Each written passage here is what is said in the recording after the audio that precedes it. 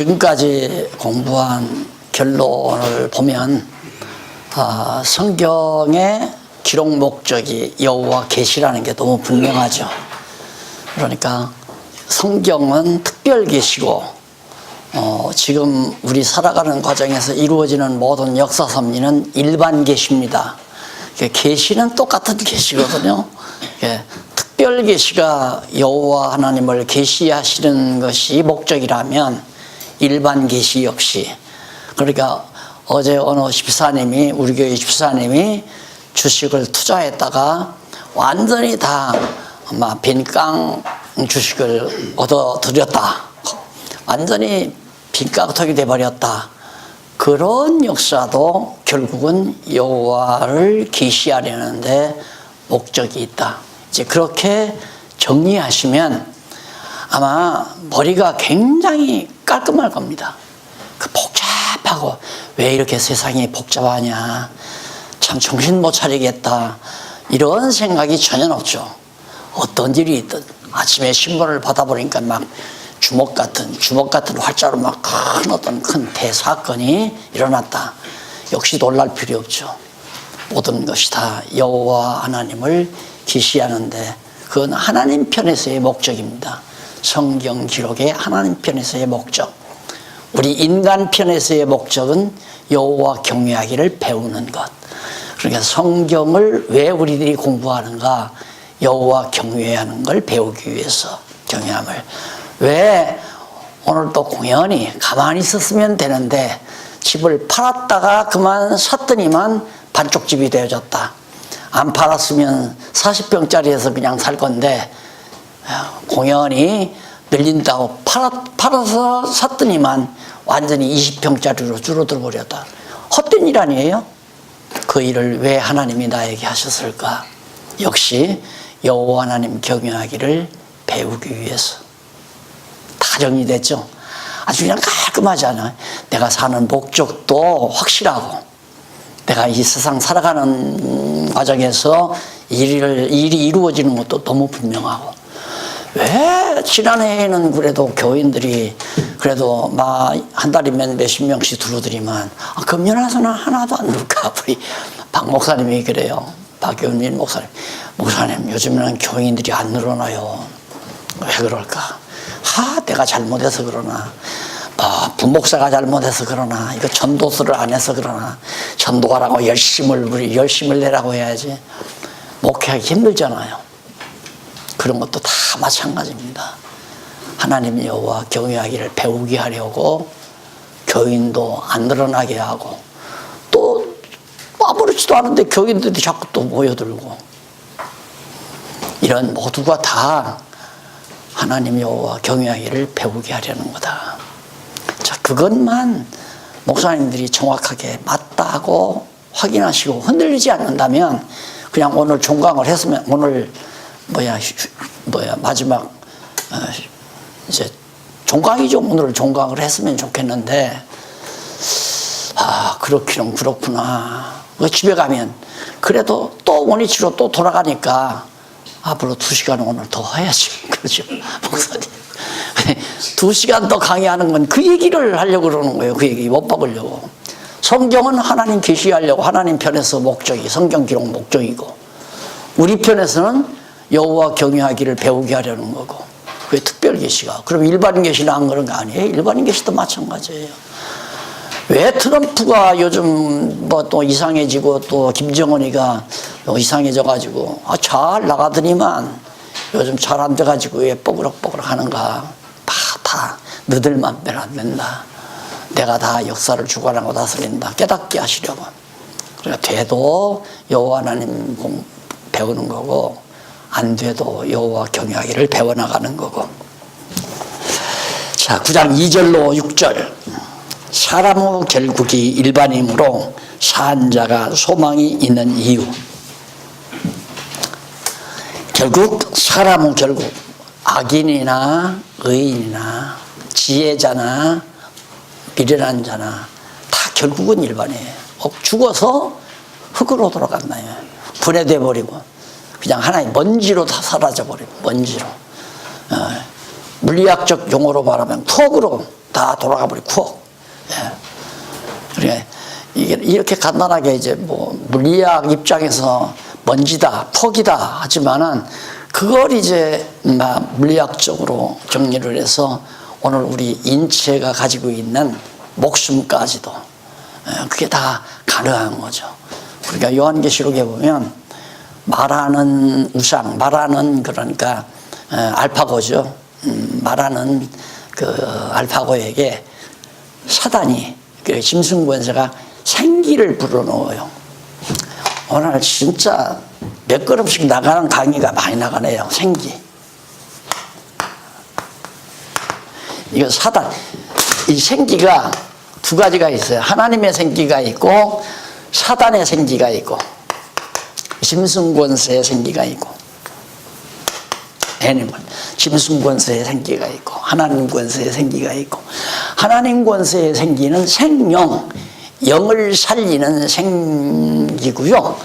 짐승 권세의 생기는 목숨을 유지시키는 생기예요. 이건 목숨. 왜? 영은 하나님 외에는 영을 살릴 수가 없으니까 짐승도 하나님의 피조물이에요. 그렇기 때문에 쥐는 영을 창조할 수가 없어요. 짐승은. 그러니까 영이 죽은 상태니까 짐승은 죽은 상태의 사람의 목숨이나 아야 처음부터 하나님의 생기를 받지 아니한 짐승이나 똑같아요. 영이 죽어버리니까 하나님께로부터 생기를 받지 아니한 짐승이죠. 짐승은 하나님께서 생기를 불어넣지 않잖았어요. 생기가 없는 생기죠. 짐승의 생기. 그건 목숨을 지탱시키는 생기예요. 그러니까 충분히 사람 만들어요. 그냥 짐승 같은 인간을 짐승 권세가 만든단 말입니다. 그게 바로 우상이에요. 지금 만든 우상처럼 뭐 새 모양, 무슨 염소 모양, 강아지 모양 이런 거 만드는 우상 정도가 아니라 완전히 말하고 움직이고 할 수 있는 그런 아주 놀라운 그런 우상을 짐승 권세가 만들어서. 왜? 어차피 다 턱에서 나오는 거니까 먼지로부터 조합돼 가지고 결국은 나오는 거기 때문에 충분히 만들어 간단 말입니다. 그래서 사람의 결국은 하나님을 경외하는 자나 여호와 하나님을 깨달아 알고 경외하는 자나 깨닫지 못하고 그냥 살아가는 쾌락을 추구하며 사는 자나 죽으면 다 우리 거듭나고 중생한 사람은 육신 죽으면 뭐 특별히 뼈가 안 썩는다거나 그냥 어떤 사람들이 생각하기를 무덤에다가 묻어서 잘 보관해야 이단 부활할 때 그것들이 다 에스겔 골짜기 뼈들이 다 맞춰져 가지고 다시 살아나잖아요. 그렇게 부활하는 줄로 알아요. 그렇게. 그러니까 무덤 잘 보관해야 된다. 그리고 죽은 우리 예수 믿는 사람은 절대 화장하면 안 된다. 부활 못하니까. 천만의 말씀. 어차피 나의 이 육신의 원조는 턱이에요.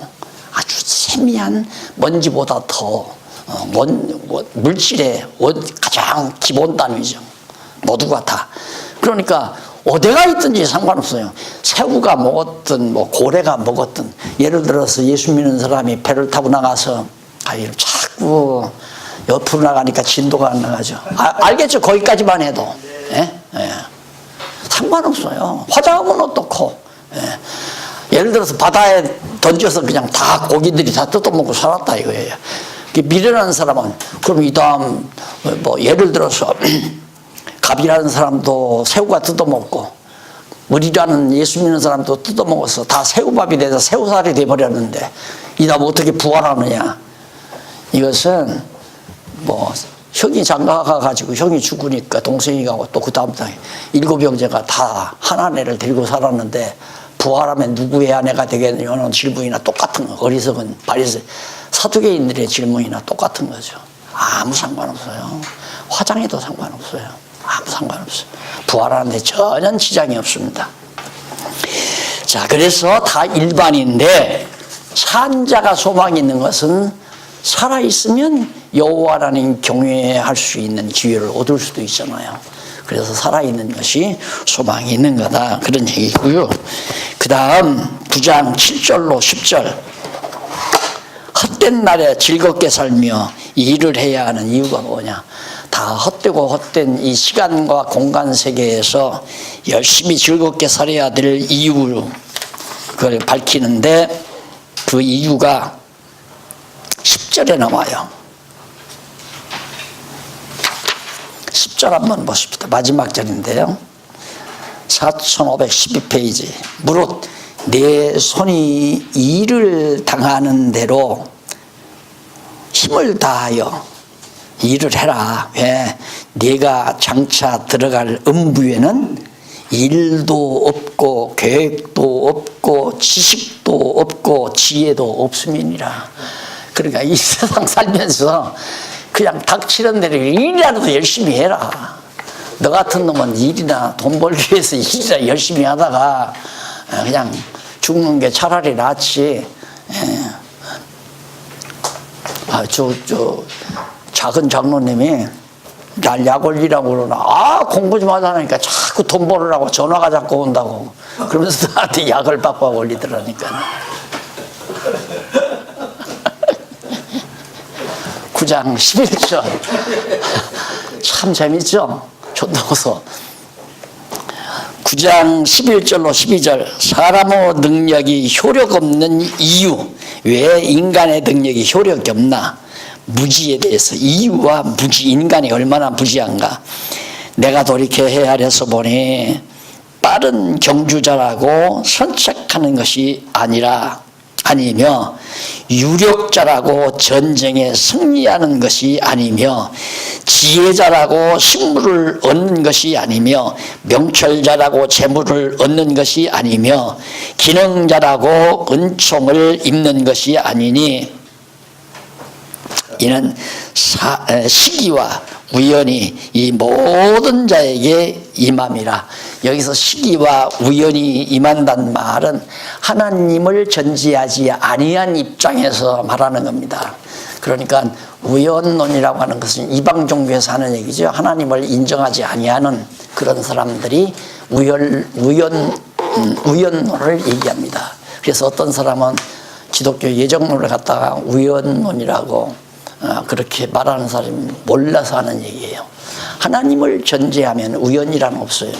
이 세상 어떠한 일도 어떻게 우연히 그 친구를 만났다고. 어떻게 해서 자네는 돈 벌었나? 그러면 그 참 우연히 동창을 30년 만에 길에서 만났는데 뭐하고 지내냐고 그래서 요즘 빵가게 안에 살던데 영 빵도 안 팔린다고. 그러니까 이 사람아 그거 걷어치게 내가 아이템 하나 주마 해서 빵가게 걷어치고 그 친구가 하라는 대로 이건 뭐 완전 치킨 가게를 했더니만 또 대박 났다고. 그래서 내가 이렇게 부자가 됐다고. 그게 우연이라고 얘는 그래서 우연이라고 얘기하는 거예요. 그 하나님이 다 뒤에서 조종하고 주관한다는 사실을 모르기 때문에. 그러니까 진짜 이게 다 무식해서 하는 얘기들이죠. 그래서 능력이 효력 없는 이유. 원래 그래요. 그 뒤에서 수근수근 하는 얘기, 동창이 마치고 수근수근하는 얘기 들으면 저 새끼 꼴 보기 싫어서 나 동창이 오기 싫다고. 왜 그러냐. 저 새끼 공부할 때 맨날 F학점 나와가지고 교수한테 매달려서 교수한테 뇌물 주고 그래서 겨우 학점 맡아가지고 졸업했잖아. 근데 저 새끼가 어떻게 돈을 벌어가지고 저렇게 큰 소리 치고 동창이 와서 아주 거들먹대고 의제 승용차 꼴 보기 싫어 나 오기 싫다고. 나는 그저 그때 다 A학점 받고 그저 외국 유학도 갔다 오는데 기껏해야 남의 회사에 가서 연구실에서 연구원도 들어앉아서 겨우 월급 받아먹고 살려니까 밥 한 그릇 하나 제대로 따뜻하게 내가 살 돈이 없다고. 그런 얘기예요. 지혜 있다고 공부 잘한다고 잘 되는 거 아니다. 다 하나님의 뜻에 따라서 공부 못해도 잘 되는 사람도 있고 못 되는 사람도 있고 공부 잘해도 못 되는 경우도 많고 잘 되는 경우도 있고. 왜? 우연히 그렇게 되는 것이 아니라 하나님의 정하신 뜻에 따라서 그렇게 된다. 자, 9장 13절로부터 10장까지입니다. 지혜로운 자의 유익입니다. 여기서 지혜로운 자의 유익. 1번은 아까 뭐였어요? 8장부터 나오나요? 경외하는 자의 형통. 1번 경외하는 자.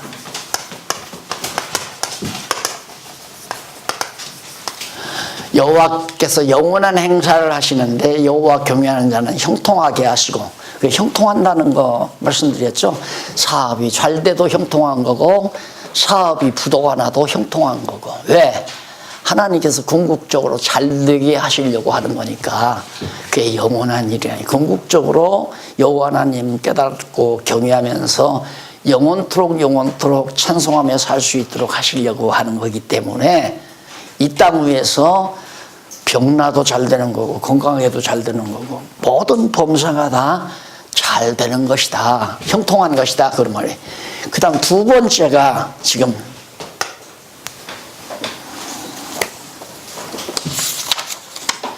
잘 되게 하시는 하나님.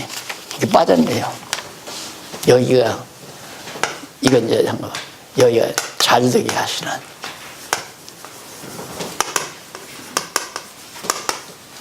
예, 하나님은 어쨌든 여호와 경외하는 사람은 잘 되게 해요. 형통하게 하고. 그 다음 두 번째가 지혜로운 자의 유익.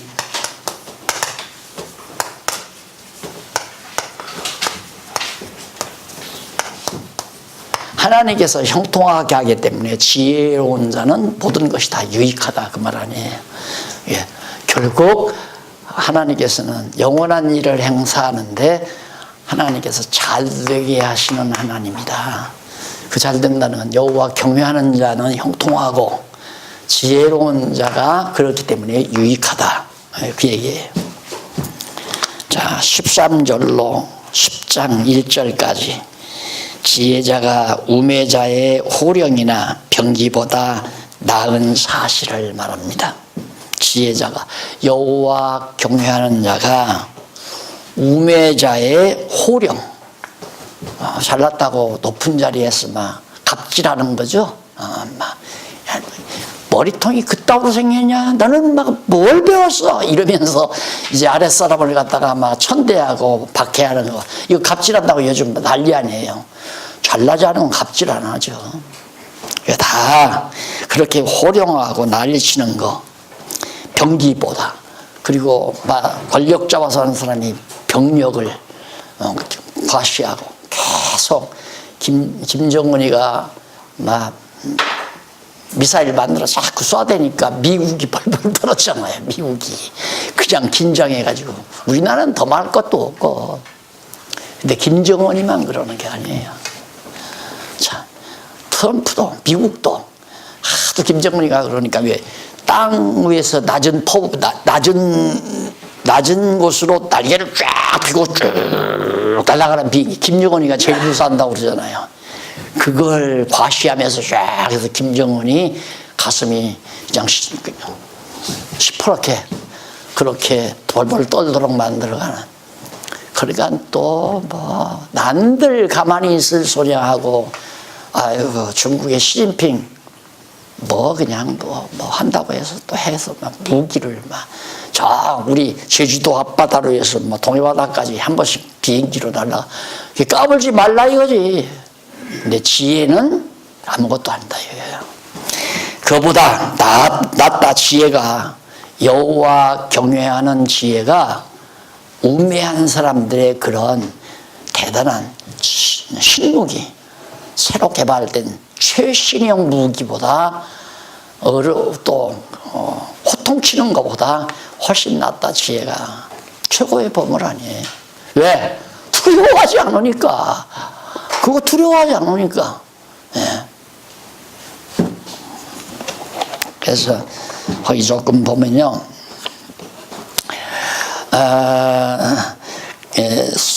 13절로 15절에 보면 있죠. 4517페이지에 솔로몬이 가난한 지혜가 대적으로부터 성읍을 구원한 사실. 얼른 보니까 쉽죠. 솔로몬이 자기 아버지 다윗이 한 일을 기억하고 그러는 거예요. 사울이 잘난 척하고 뭐 큰 소리 치고 뭐 갑옷을 입고 뭐 당당히 나가서 골리앗 장군하고 싸우려고 했지만 패배하고 와서 벌벌벌 떨고 있었잖아요. 그런데 여호와 경외하는 다윗은 두려움 없었죠. 두려움 없이 골리앗한테 가겠다니까 사울이 야 임마 어떻게 임마 그냥 가냐, 내 갑옷이라도 입고 갈 거라고 불려주니까 나 이런 거 내 몸에 맞지 않는다, 다 벗어 당겨쳐버리고 여호와의 이름 가지고 가잖아요. 바로 그것을 솔로몬이 의중에 두고 지금 이렇게 말을 하는 겁니다. 예를 들면 그런 사건들을. 그러니까 아무리 큰 소리 치고 막 총칼을 가지고 난리를 쳐도 지혜자 그것과는 비교가 안 된다.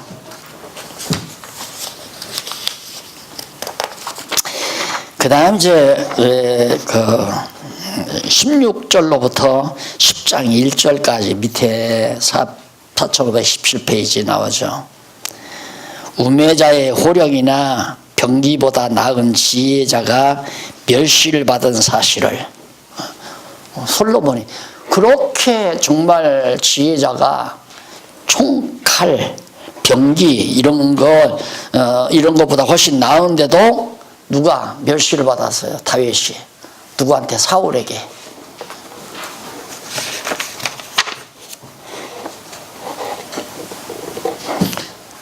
아무도 부러울 필요가 없잖아요. 여호와 경외하는 믿음을 가지면 예배당을 뭐 고래등대기처럼 크게 지어놓고 당회실을 어디 한번 가니까요, 어느 목사님이 오라 해서 갔더니만 예배당은 뭐 그렇게 크지 않게 지어놨어요. 크지 않게 지어놨는데 자기 당회실은 이보다 커요. 이거보다. 문에 들어가서 자기 책상 앞에까지 가려면 한참 가야 돼요. 한참. 그리고 막 큰 소파를 갖다 막 앞에다 놓고, 그러고 이제 막 힘을 주고 과시하고. 근데 그런 것도 부러울 것도 없고, 그런 거에 대해서 겁먹을 것도 없고, 뭐 두리번 할 것도 없고.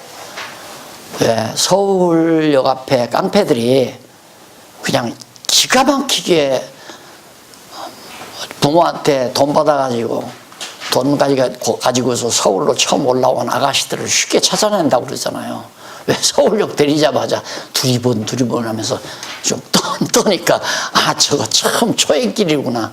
그래서 유혹해서 결국 골목으로 데려가서 봉변도 주고 돈도 뺏고. 여호와 경외하면 어느 곳에도 눈이 돌아갈 이유도 없고, 그걸 부러워할 이유도 또 겁낼 필요도 없고. 왜? 훨씬 나은 거니까. 최고로 나은 거니까. 10장 8절로 11절. 우매함은 해를 받으나 지혜는 성공에 유익함을 노래합니다. 우매하면 해를 받죠. 사울 같은 인간은 참 우매한 인간 아니에요. 그래서 결국은 피살되고 죽어버리고, 거꾸로 죽었죠, 사울은.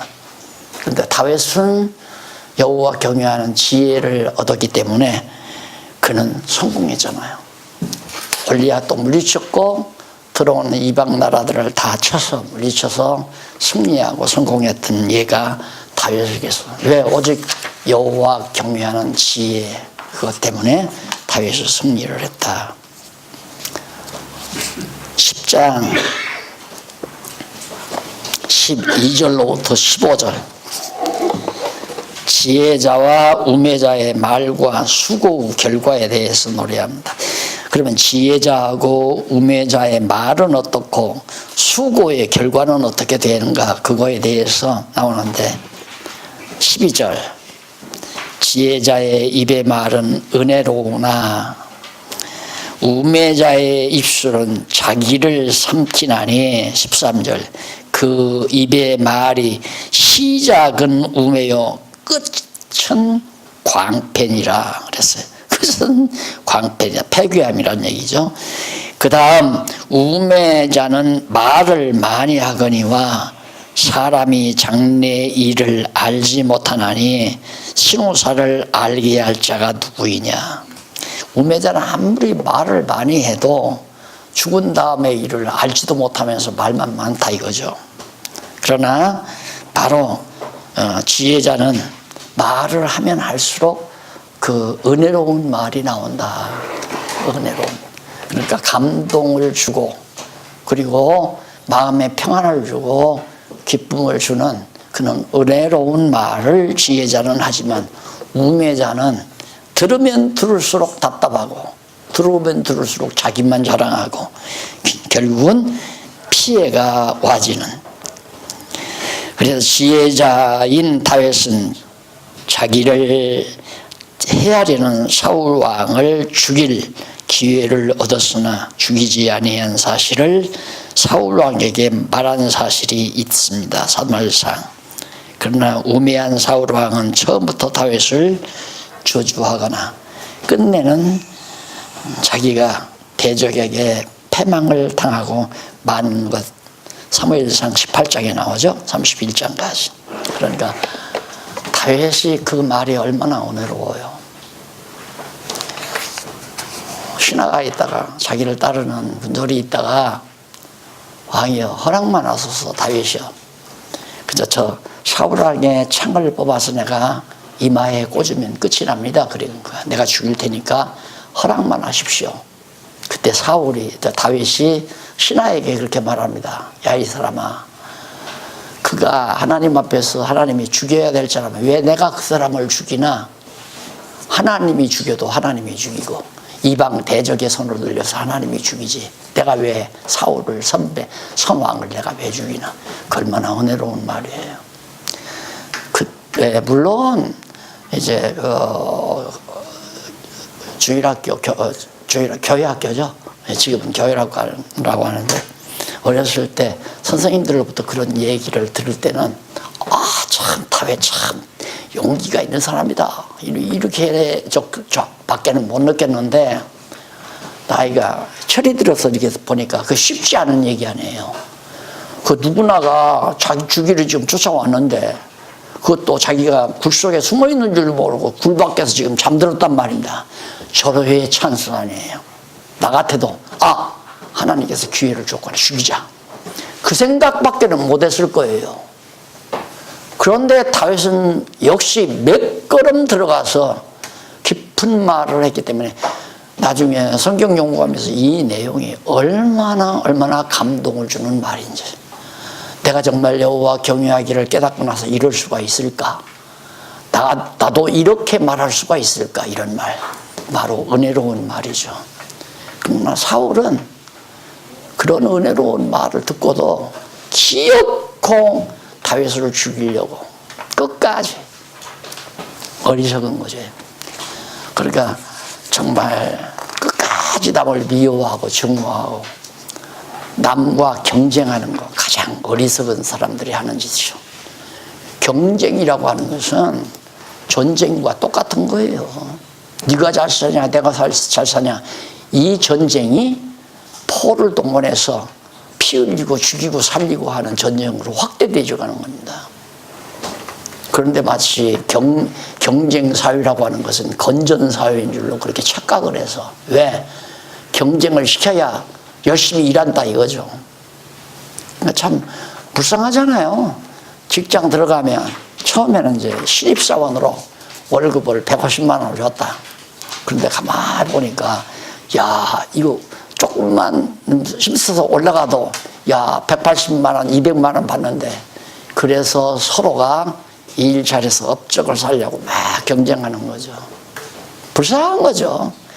경쟁 붙여서 일 열심히 하게 만들려고 하는 것, 그거 다 야만적 행위 아닙니까? 따지고 보면 야만적인 행위.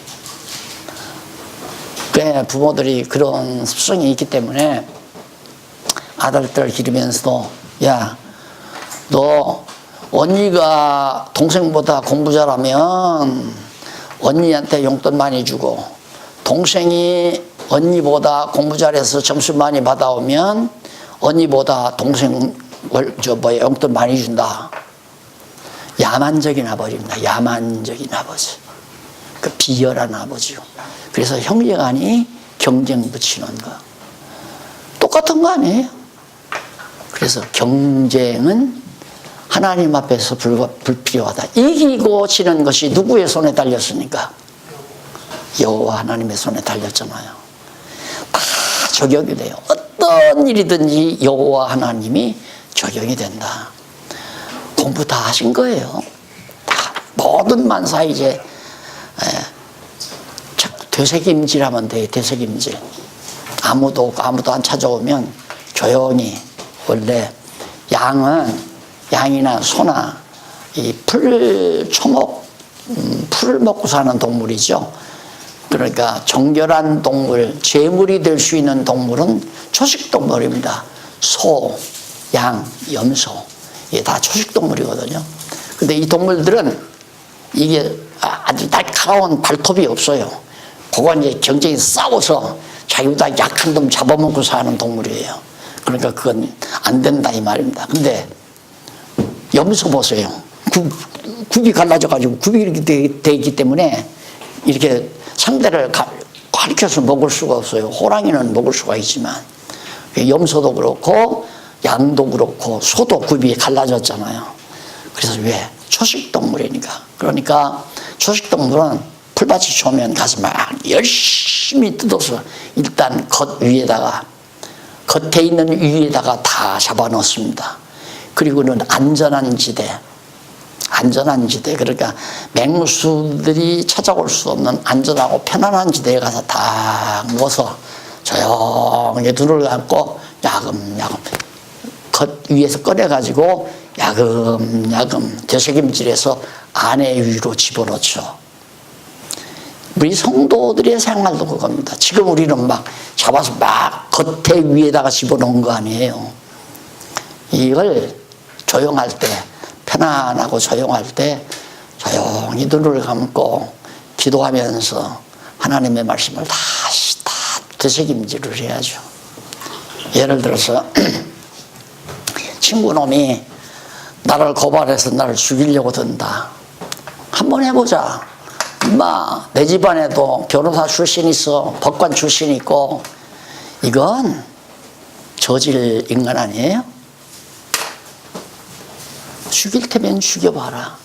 하나님이 나를 안 죽이는데 내가 죽이겠냐? 내가 감옥에 들어가서 고생해야 될 하나님의 섭리가 있다면 들어갈 거고, 그렇지 않으면 네가 도리어 감옥에 들어갈 것이다. 여호와 하나님을 믿고 그 어리석은 행동에 말려들지 않는 삶 자체가 지혜로운 삶이죠.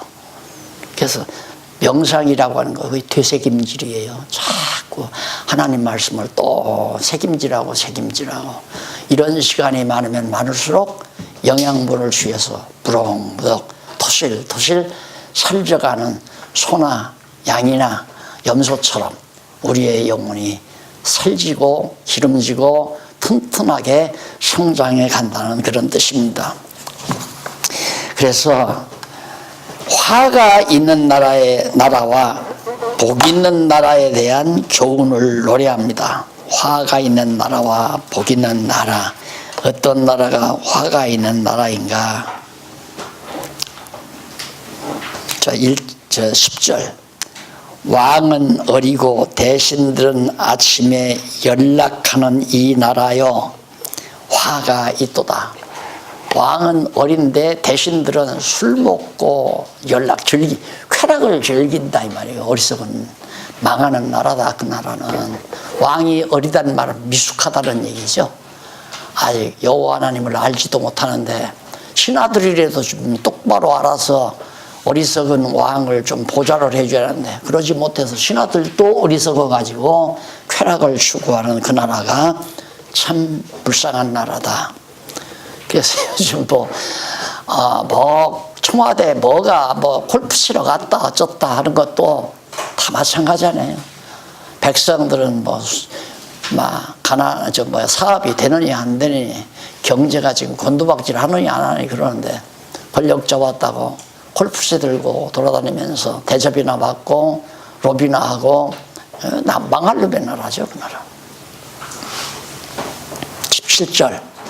왕은 귀족의 아들이요 대신들은 취하려 함이 아니라 기력을 회복하려고 마땅한 때에 먹는 이 나라여 복이 있도다. 여기서 귀족이라는 말은 정말 하나님을 경외하는 자의 자녀를 귀족이라고 그렇게 표현한다고 보면 되겠습니다. 그래서 그리고 이 나라에 복이 있는데 신하들은 어떤가? 힘을 얻어야 되니까 건강을 위해서 적당한 때 먹고 마시는 것은 참 좋은 것이다. 그런 얘기죠. 그 다음 게으른 석가래가 퇴락하고 게으른 즉 석가래가 퇴락하고, 그러니까 게으르다는 말은 어리석은 자의 행위예요. 나태하고 게으르고 석가래가 퇴락하다. 석가래가 다 썩어 집이 무너난다 이 말입니다. 그리고 손이 풀어진 즉 손으로 일하기 싫어하면 집이 새느니라.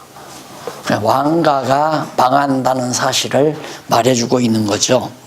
잔치는 희락을 위하여 베푸는 것이요 포도주는 생명을 기쁘게 하는 것이나 돈은 범사에 응용되느니라.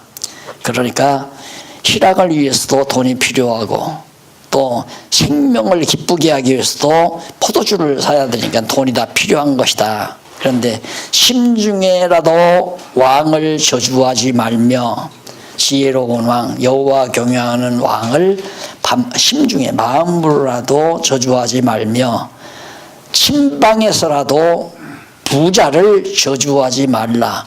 공중새가 그 소리를 전하고 날짐승이 그 일을 전파할 것임이니라. 그러니까 남 몰래 비밀스럽게 음모를 꾸미고 비난하고 욕하고 다 드러난다 이 말이죠. 그래서 어리석은 자의 행위에 대한 결과를 거기서 도래한 내용이 바로 지금 20절까지 나타나고 있습니다. 그래서 실제로 남쪽 유다 왕국은 여호와의 언약의 말씀을 따라 세워진 나라이기 때문에 복이 있는 나라이다. 이쪽에 4525페이지 중간 18절로 19절 나오기 이전 우회로 네 번째 줄부터 나오죠. 그렇게 남북 왕조에 대한 내용을 의중에 두고 솔로몬이 지금 노래한 거예요. 그러니까 석가래가 퇴락하고 지붕이 샌다는 말은 북왕조는 망한다 이 말이에요. 왕가가 다 망해버린다. 게으르고 나태하기 때문에. 그다음에 18절로 19절 솔로몬이 화가 있는 나라 왕의 태만함과 부패함에 대한 생활에 대한 내용이죠. 물론 북이스라엘에 대한 내용입니다. 그 다음에 20절 4526페이지 위에서 세 번째 줄 20절에 보면 솔로몬의 부패한 왕을 저주하지 말라고, 솔로몬이 부패한 왕을 저주하지 말라고 하면서 그 이유에 대해서 노래를 부르는 내용입니다. 왜 부패하지 말라고 그러는가? 20절 한번 읽어보십시다. 성경. 심중에라도 왕을 저주하지 말며 침방에서라도 부자를 저주하지 말라. 공중의 새가 그 소리를 전하고 날짐승이 그 일을 전파할 것입니다. 그러니까 북쪽 이스라엘은 부자죠. 백성들도 아마 10지파 반이나 갖고, 그리고 어리석은 왕이지만은 그걸 저주한다. 그러면 남쪽 유다 왕이 북왕조를 저주하거나, 그다음 밤중에 자면서라도 부자 그 북이스라엘을 그렇게 만약에 헐뜯었다면 그 소식이 가게 되면 쳐들어올 거 아니에요. 그러니까 그 어리석은 짓 하지 말라. 그러니까 남을 흥분시켜서 나를 괴롭게 하는 일은 미련한 짓이다 이 말이에요. 가만히 있으면 될 거 뭐하러 험담하고 욕하고 비난하고.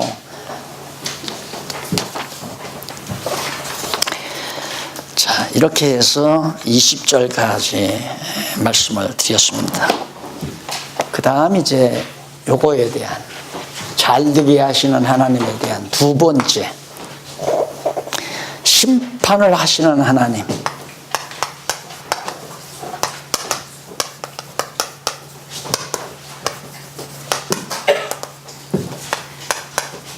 심판을 하시는 하나님에 대한 것이 11장과 12장에 나옵니다.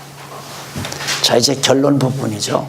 사실은 이제 전도서에 대한 마지막 결론 부분입니다. 자, 하나님은 여호와의 영원한 행사, 이것이 이제 8장과 12장까지 후반부인데, 전도서 후반부인데, 영원한 행사가 어떠한 행사냐, 어떠한 일이냐, 잘되게 하시는 여호와 하나님이다. 결국 영원한 일은 지혜자, 여호와를 경외하는 자를 잘되게 하신다. 잠깐 아니에요. 영원히 잘되게 하신다. 영원히 잘되게 하신다. 그리고 영원히 잘되게만 하는 게 아니라 심판하시는 하나님이다. 이게 이제 영원한 행사예요. 여호와의 영원한 행사가 심판도 영원하고 잘되게 하는 것도 영원하고, 그러니까 여호와 경외하는 자들은 영원히 잘되게 하시고, 또한 여호와 경외하지 아니하는 자와 여호와 경외하는 자, 사실은 여호와 경외하는 자는 잘되게 하는 게 심판이죠. 잘되도록 심판하시고, 여기서 심판하시는 것은 악한 자, 여호와 경외하지 아니하는 자를 영원히 심판한다. 그래서 엄밀히 말을 정확하게 하자면 우리 여호와 경외하는 사람은 심판이 없어요. 이미 심판은 좋은 것으로 끝났어요. 잘되게 하도록 보장이 되어 있어요. 그러니까 이 다음 천국 가서 일일이 다시 한번 우리가 다 심판받는다, 거짓말이에요. 없어요. 그건 잘못된 거예요. 아야, 여호와 경외하는 자는 창세 전부터 벌써 잘 되도록 확정이 돼 있어요. 그러니까 심판받을 겨를이 없죠. 그런데 과정에서의 심판, 이것은 궁극적인 심판이 아니죠. 과정에서의 심판은 우리들이 심판이라기보다도 그것은 징계, 사랑하기 위해서 깨닫게 하기 위한 징계지, 죄에 대한 형벌로서의 심판은 우리는 없다. 우리는 심판이 없는데도 자꾸만 심판을 앞세우잖아요. 가봐야 한다. 천국을 일단 가봐야 하나님께서 그때까지 어떻게 행했느냐를 보고 행한 대로 심판하신다. 그렇기 때문에 어떻게 지금 교회를 다니고 예수를 믿지만 지옥 갈지 천국 갈지는 마지막에 이제 가서 심판대 앞에 서봐야 된다. 그때 전부 하나님께서 과거 행한 거 다 영화 필름 들어가서 다 돌아간다 이거예요. 얼마나 겁난 일입니까?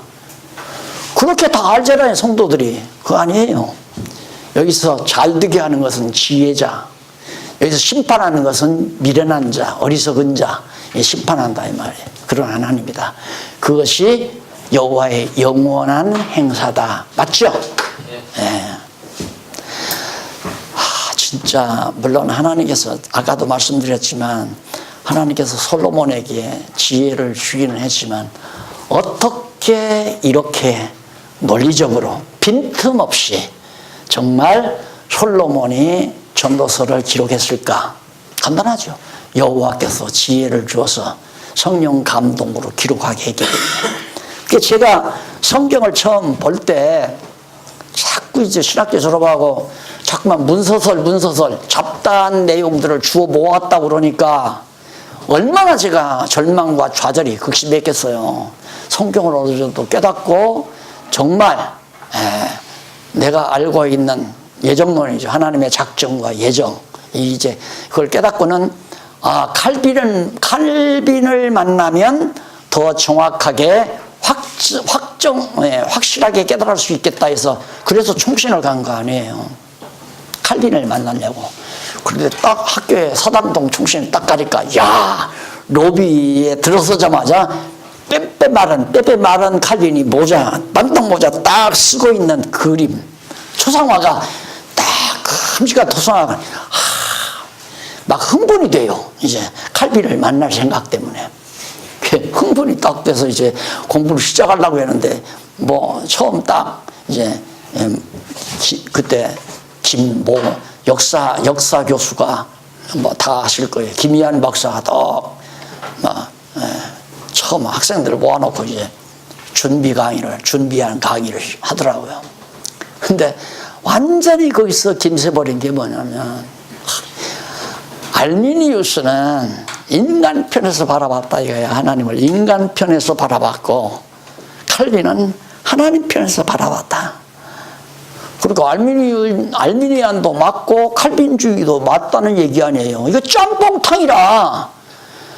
야, 그 다음부터 가니까 완전히 인기가 짱이에요. 제일 실력 있는 교수래요. 그 교수가. 그리고 그 교수 방에는 막 학생들이 미터져. 그런데 그 강의를 듣고는 완전히 김새버려서. 그래가지고 그래도 3년 동안 다니는데 진짜 몇 번 그만두고 걷어 치우려다가 기왕 왔으니 끝내자. 왜? 졸업장 하나 받으려고. 그래서 3년 동안 다녔잖아요. 말도 안 되는 소리죠. 그러니까 분명히 하나님께서는 모든 만사 만물을 작정해 놓으시고 섭리해 가는데 그걸 딱 맞춰주지 못하고 알미니우스를 갖다가 인간 편에서 바라본 학자라 이거예요. 그러니까 뭐 공부 다 끝난 거 아니에요. 짬뽕으로 거든. 그래서 참 실망을 하고 공부를 했습니다만은 우선 여기 심판을 하시는 하나님에 대해서 심판에 대한 경고가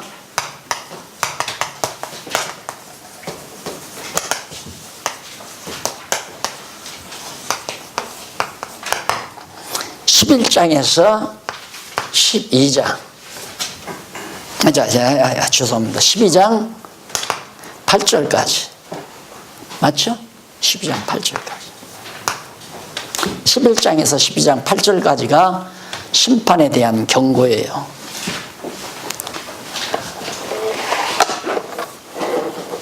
이 경고는 어리석고 미련한 자들에 대한 경고죠. 자, 그 내용을 조금 살피고 우리 차 한잔하고 하도록 하십시다. 1절로 8절에 보면 피 뿌리고 즐거워하며 불행을 생각하는 이유를 노래하는 내용이 나옵니다. 피 뿌리고 피를 뿌리고 즐거워한다.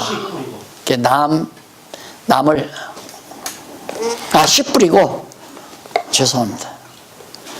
씨 뿌리고 즐거워하며 불행을 생각하는 이유. 씨를 뿌려놓고 즐거워하면서 불행을 생각하는 이유 한번 보십시다. 1절로 4절에 보면 그 밑에 내려와서 1절로 4절까지는 솔로몬이 소망을 가지고 곡식을 계속해서 뿌리면서 그 이유에 대해 노래하는 내용이 나옵니다.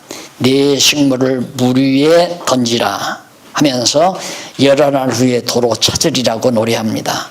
이는 곡식을 수분이 많은 물가에 뿌려야 하는 까닭은 여러 날 후에 수확을 잘 거두기 위해서 그런 것이다 는 뜻으로 노래했는데, 그리고 7에게나 8에게 나누어 주라고 하면서 무슨 재앙이 땅에 임하는지 네가 알지 못하기 때문이라고 노래합니다. 그러니까 소득을, 씨를 뿌려서 이제 많은 곡식을 거두려고 수분이 많은 그런 물 위에다가 씨를 뿌려야 싹이 나고 결실한다. 그러면 결실한 다음에 많이 거두었으면 7이나 8에게, 많은 사람들에게 같이 나누어라. 이게 나누어라. 그러니까 내가 수고해서 얻어진 소득을 나누어줘라. 이유는 어떻게 될지 모르니까. 장래가 어떻게 될지. 우리는 반대로 장래가 어떻게 될지 모르니까 거둔 것 꼭꼭 창고에다가 싸둬야 되잖아요. 근데 그러지 말라 그거예요. 그러면서 이는 일곱 번에서 8번까지 씨앗을 나누어 뿌려야 하는 까닭은 어떤 재앙이 땅에 임할지 알 수 없기 때문이라는 뜻으로 노래하는 것이다. 그러니까 7이나 8에게 나누어 주라고 하는 건 번역이 잘못된 거예요. 번역이 잘못된 거. 그러니까 바르게 번역하려면 7번이나 8번 계속 나누어서 씨를 뿌리라. 왜? 첫 번 뿌린 거 안 나면 어떻게 해요? 그러니까 씨앗이 다 없어지도록 처음에 그냥 완전히 다 뿌려버리면 안 나면 어떻게 하냐 이거예요. 그러니까 씨앗을 이렇게 7이나 8번으로 나누어 놔가지고 뿌려서 안 나면 또 뿌리고 또 뿌리고 또 뿌리라. 이제 이런 얘기입니다. 그러면서 구름에 비가 가득하면 땅에 쏟아지며 나무가 남으로나 북으로나 쓰러지면 그 쓰러진 곳에 그냥 있을 것이라고 노래했습니다. 그러니까 비가 내리고 바람이 불어 나무가 쓰러지면 그대로 있는 것 아니냐. 다시 말하면 그 무슨 뜻이냐면 비가 쏟아져 홍수가 나고 나무가 쓰러질 정도의 폭풍이 분다는 뜻으로 노래하고 있습니다. 그러니까 씨앗을 뿌렸는데 막 비가 많이 오고 폭풍이 불어버리면 곡식이 다 다치잖아요. 그런 일이 있으면 또 씨앗을 또 뿌려야 되지 않느냐. 그게 이제 지혜다는 얘기입니다.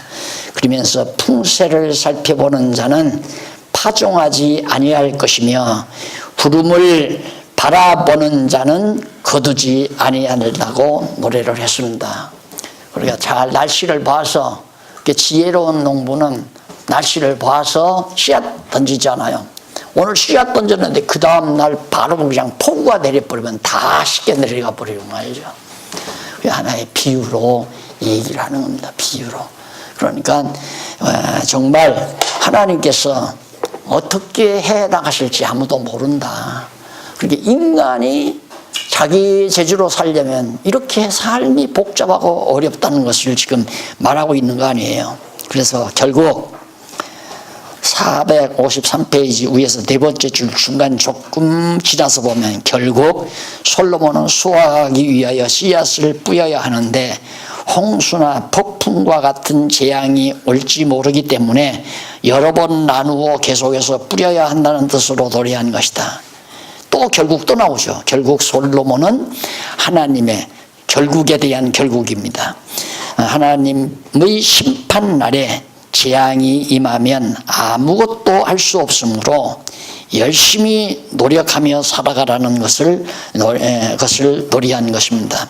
하나님의 심판은 그렇게 폭풍이 임하듯이 폭우가 내리고 폭풍이 나타나듯이 우리 인간 세상에 심판의 모습으로 나타나기 때문에 우리 인간은 어쩔 수 없이 그냥 그때그때 닥치는 대로 지혜롭게 열심히 살아가는 것이 제일이다. 그래서 심판에 하시는 하나님에 대한 경고를 미리 내려주는 내용이 바로 1절로부터 8절까지 소개된 거죠. 거의 5절로 6절 간단히 보고 손을 거두지 말고 씨를 부지런히 뿌리라면서 그 이유에 대해서 하여튼 또 뿌리고 하나님께서 그 다음 7절로 8절 솔로몬이 해를 보며 사는 동안 항상 즐거워하지만 항상 불행을 생각하는 이유 항상 즐거워하지만 또 항상 불행을 느낀다. 왜? 내일을 할 수가 없으니까 하나님의 심판이 또 기다리고 있으니까 그걸 경고하는 내용이 1절로 8절까지 나옵니다.